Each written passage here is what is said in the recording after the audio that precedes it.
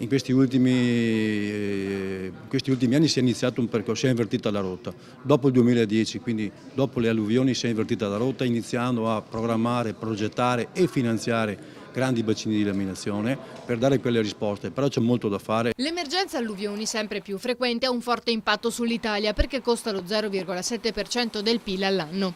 Ecco perché i contratti di fiume sono importanti per siglare accordi per la manutenzione del territorio. Se ne è discusso a Mestre durante un tavolo sul dissesto idrogeologico dal quale sono emerse anche le criticità della nostra regione. Per noi in Veneto è una delle regioni sulle quali abbiamo un occhio particolare, cioè una lente di ingrandimento particolare, perché è una regione tra le più a rischio d'Italia e quindi abbiamo chiesto anche al Veneto entro il 4 di novembre di consegnarci l'elenco delle opere e degli interventi da realizzare. Opere che si potranno realizzare con fondi fuori dal patto di stabilità. Il sottosegretario Del Rio ha annunciato l'altro giorno l'apertura di spazi finanziari per circa 3 miliardi fuori dal patto di stabilità per i comuni che devono investire in manutenzione di corsi d'acqua, messa in sicurezza di versanti franosi, cioè tutte quelle opere